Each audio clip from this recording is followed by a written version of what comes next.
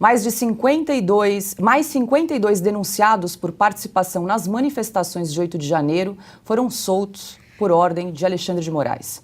Mas foram mantidas restrições, como o uso de tornozeleira eletrônica. Eles também não podem sair de casa à noite e terão o passaporte cancelado.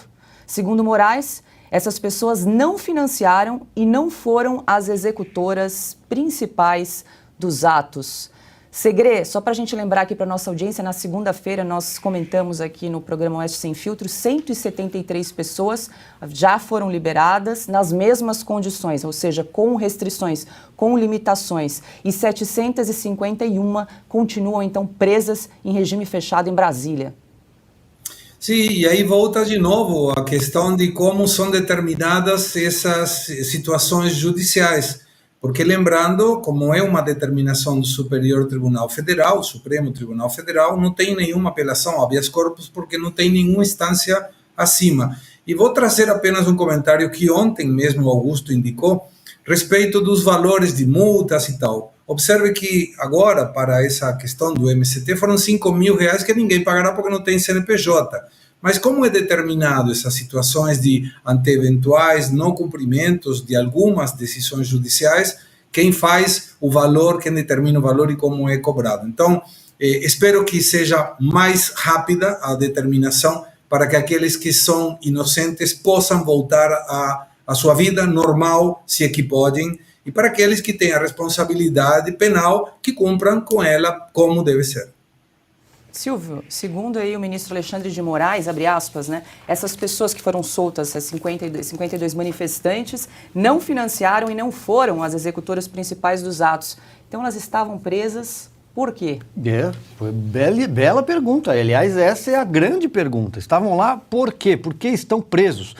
A gente, olha, todos os programas nós repisamos, não apoiamos atos de violência, depredações de patrimônio público, privado, não apoiamos. E vamos repisar isso aqui todos os programas. Mas muita gente foi levada para esses presídios, a papuda no caso de homens e a colmeia no caso de mulheres, sem saber que estavam sendo levadas para esses locais.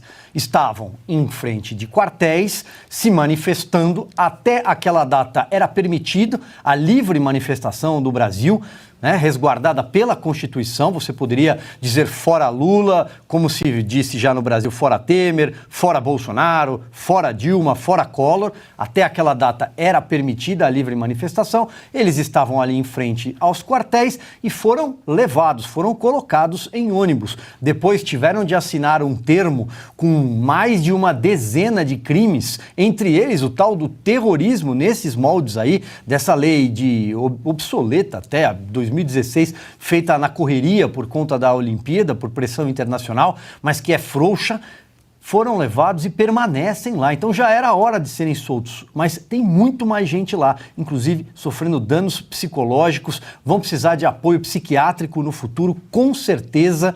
E aí eu repito a sua pergunta, Paula. Estavam presos então por quê?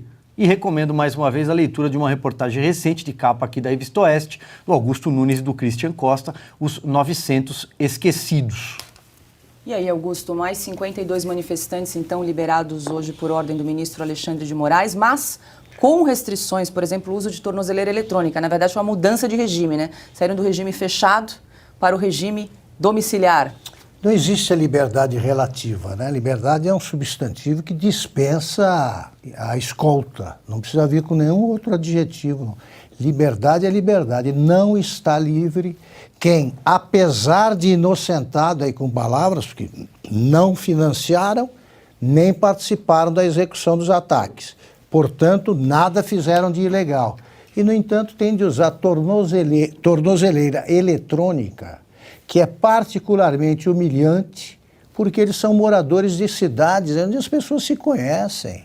Você vai andar com uma tornozeleira na perna para ir até a padaria, e eles não sabem se pode ir até a padaria, porque não está fixada aí a distância a ser percorrida. Quer dizer, é só uma violência a mais, uma humilhação a mais. O Silvio lembrou bem, nós queremos que esse caso seja apurado, e que os responsáveis sejam punidos. Agora, estão punindo pessoas comprovadamente inocentes.